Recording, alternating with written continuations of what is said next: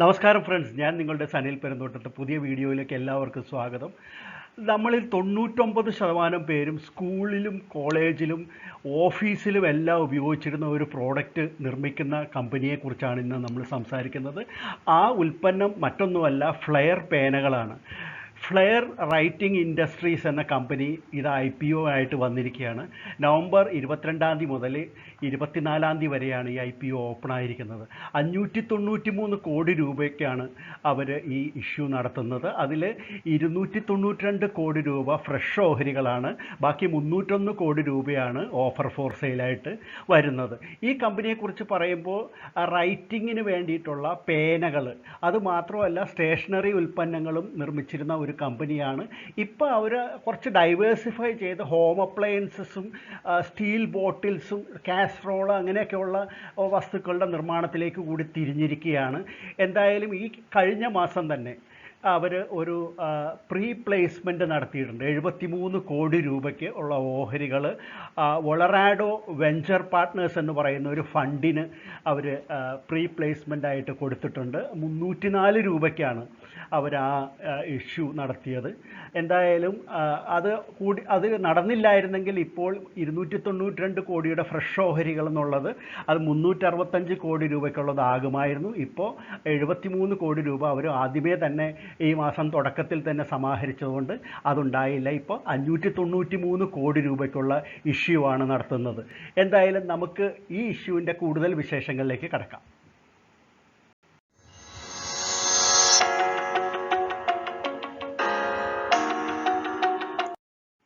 കഴിഞ്ഞ 45 വർഷമായി ഇന്ത്യൻ മാർക്കറ്റിൽ വിജയക്കൊടി പാറിച്ച് മുന്നേറിക്കൊണ്ടിരിക്കുന്ന ഒരു പ്രോഡക്റ്റാണ് ഫ്ലെയർ പേനകൾ.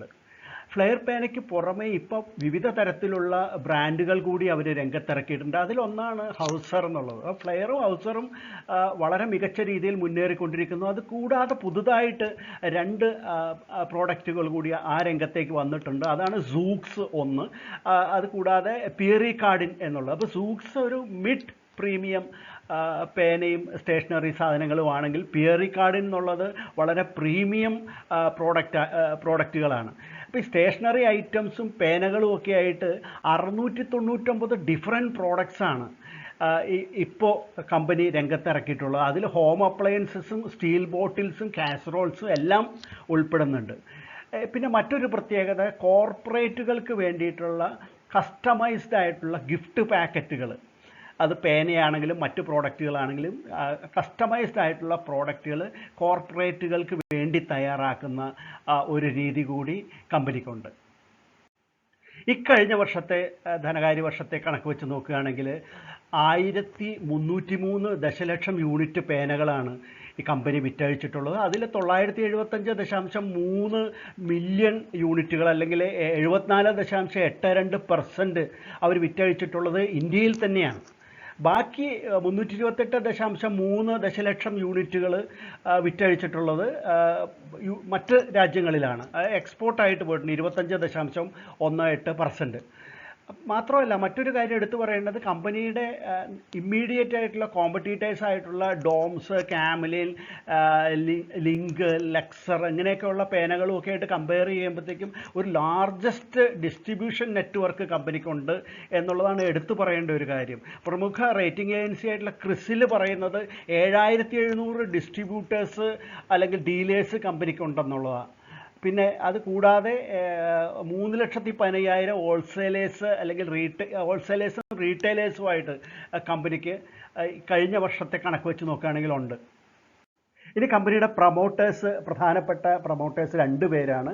അതിൽ ഖുബിലാൽ ജുഗ്രാജ് റാത്തോഡ്, അദ്ദേഹമാണ് ഇതിൻ്റെ ചെയർമാൻ. ഈ ചിത്രത്തിൽ കാണുന്നത് അദ്ദേഹമാണ്. അതുകൂടാതെ വിമൽ ചന്ദ് ജുഗ്രാജ് റാത്തോഡ് എന്നൊരാൾ കൂടി ഇതിൻ്റെ പ്രധാന പ്രൊമോട്ടറായിട്ടുണ്ട്. ഇവരുടെ കൈവശം 97.49% ഓഹരികളാണ് ഇഷ്യൂവിന് തൊട്ട് മുമ്പുള്ളത്. ഇഷ്യൂ കഴിയുമ്പോൾ അത് 79.21% ആയിട്ട് മാറുന്നുണ്ട്. ഹിന്ദി സിനിമയിലെ സൂപ്പർ താരങ്ങളാണ് കമ്പനിയുടെ ബ്രാൻഡ് അംബാസഡർമാരെല്ലാവരും തന്നെ.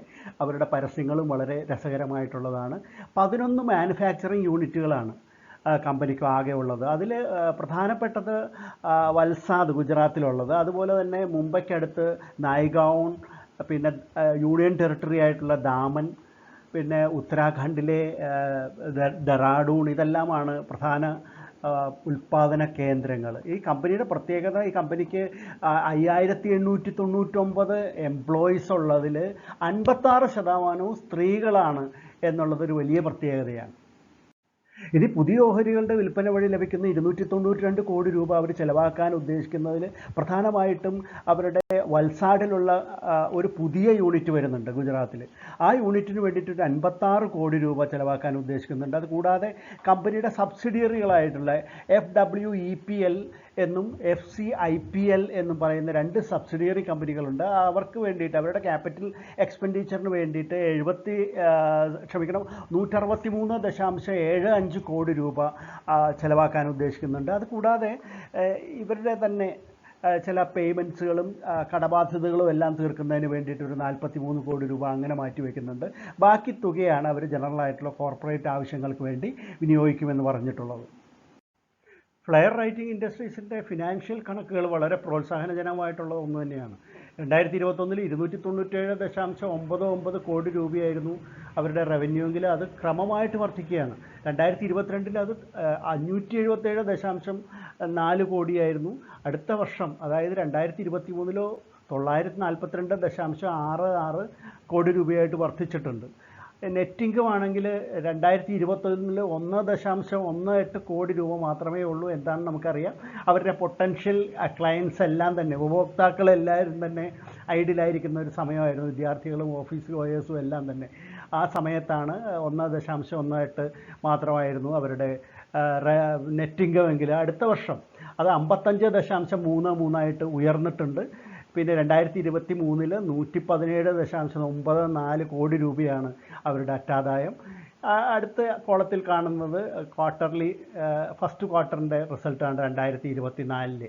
അതിലും അറ്റാദായം ഫസ്റ്റ് ക്വാർട്ടറിൽ തന്നെ 31.37 കോടി രൂപ വന്നിട്ടുണ്ട്. എന്തായാലും വളരെ പ്രോത്സാഹജനകമായിട്ടുള്ള ഒരു കണക്കുകളാണ് ഇവിടെ കാണുന്നത്. പിന്നെ എടുത്തു പറയേണ്ട ഒരു കാര്യം, 2017 മുതൽ 2023 വരെയുള്ള വർഷങ്ങളിൽ അവരുടെ CAGR 14% ഈ കമ്പനിയുടെ എന്നുള്ളതാണ്.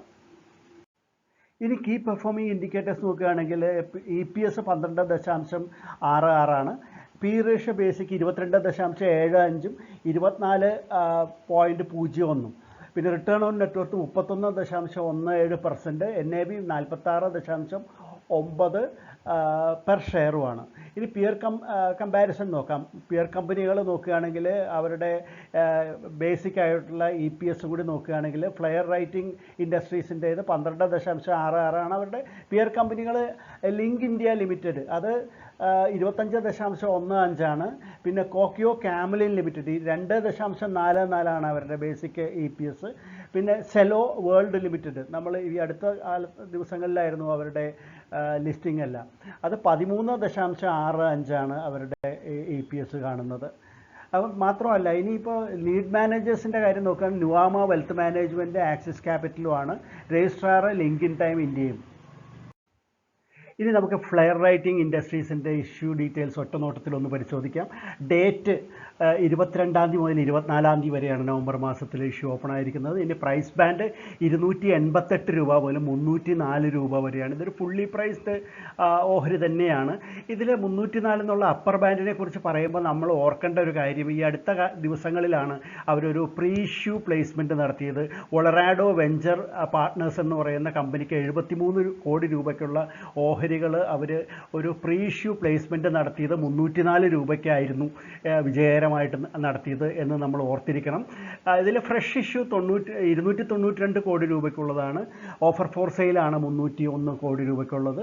593 കോടിയാണ് അപ്പോൾ അതിൻ്റെ ഇഷ്യൂ സൈസ് എന്ന് പറയുന്നത്. ഇതിൽ റീറ്റെയിലേഴ്സിന് 49 ഓഹരികളാണ് ഒരു ലോട്ടെന്ന് പറഞ്ഞാൽ. അങ്ങനെ 13 ലോട്ട് വരെ റീറ്റെയിലേഴ്സിന് അപ്ലൈ ചെയ്യാവുന്നതാണ്. ഇതിൻ്റെ ഫേസ് വാല്യൂ 5 രൂപയാണ്. 5 രൂപയ്ക്കാണ് ഇപ്പോൾ ഈ 304 രൂപ അപ്പർ ബാൻഡായിട്ട് വന്നിരിക്കുന്നത്. 35% റീറ്റെയിലേഴ്സിനാണ് ഇവർ അനുവദിക്കുന്നത്. NSEയിലും BSEയിലും ഇത് ലിസ്റ്റ് ചെയ്യും. ഇതിൻ്റെ അലോട്ട്മെൻറ്റ് വരുന്നത് നവംബർ 30 പ്രതീക്ഷിക്കുന്നു. ഇതിൻ്റെ ലിസ്റ്റിംഗ് വരുന്നത് ഡിസംബർ 5 ആയിരിക്കും. ഇനി നമുക്ക് അറിയേണ്ട ഒരു കാര്യം, ഇതിൻ്റെ ഈ കമ്പനിയുടെ ഒരു പെയ്ഡ് അപ്പ് ക്യാപിറ്റൽ ഇഷ്യൂ കഴിയുമ്പോൾ 52.7 കോടി ആയിരിക്കും. പിന്നെ അത് മാത്രമല്ല ഇതിൻ്റെ മാർക്കറ്റ് ക്യാപ്പ് അപ്പർ ബാൻഡ് വെച്ച് നോക്കുകയാണെങ്കിൽ 3204.02 കോടി ആയിട്ട് മാറുന്നുണ്ട്. നമ്മൾ അറിയേണ്ട ഒരു കാര്യം, ഇത് അപ്ലൈ ചെയ്യണോ വേണ്ടയോ എന്നൊക്കെ സംശയിക്കുന്നവരോട് പറയാനുള്ളത്, ഇത് റീസെൻ്റ്ലി വെറും പേന അല്ലെങ്കിൽ സ്റ്റേഷനറി നിർമ്മാണ കമ്പനി എന്നുള്ള നിലയിൽ നിന്ന് മാറി അവർ ഡൈവേഴ്സിഫൈ ചെയ്തിട്ട് ഹൗസ് വയേഴ്സും അതുപോലെ സ്റ്റീൽ ബോട്ടിൽസ് മറ്റ് അപ്ലയൻസസിൻ്റെ എല്ലാം നിർമ്മാണ രംഗത്തേക്ക് മാറിയിട്ടുണ്ട്. അത് മാത്രമല്ല കൂടുതൽ എക്സ്പാൻഷൻ പ്ലാനുകളും ഒക്കെ ഉള്ളൊരു കമ്പനിയാണ്. അപ്പോൾ വളരെ ബ്രൈറ്റ് ആയിട്ടുള്ളൊരു ഫ്യൂച്ചറാണ് കമ്പനിക്കുള്ളത് എന്ന് നമുക്ക് മനസ്സിലാക്കാനായിട്ട് സാധിക്കും. അതുകൊണ്ട് mid term long term investors ധൈര്യമായിട്ട് അപ്ലൈ ചെയ്യാവുന്ന ഒരു കമ്പനി തന്നെയാണ് ഇത് എന്നാണ് എൻ്റെ വ്യക്തിപരമായിട്ടുള്ള അഭിപ്രായം. ഫ്ലെയർ റൈറ്റിംഗ് ഇൻഡസ്ട്രീസിൻ്റെ IPO കുറിച്ച് എന്ത് പറയുന്നു? ഇഷ്ടപ്പെട്ട് കാണുമെന്ന് വിചാരിക്കുന്നു. ഇഷ്ടപ്പെട്ടെങ്കിൽ തീർച്ചയായിട്ടും ലൈക്ക് ചെയ്യുക, ഇത് നിങ്ങളുടെ ഫ്രണ്ട്സിനൊക്കെ ഷെയർ ചെയ്ത് കൊടുക്കുക. അതോടൊപ്പം തന്നെ കമൻറ്റുകൾ ഇടാനും മടിക്കരുത്. നമുക്ക് മറ്റൊരു IPO വിശേഷമായിട്ട് വീണ്ടും ഉടൻ തന്നെ കാണാം. അതുവരെ നന്ദി, നമസ്കാരം, ബൈ.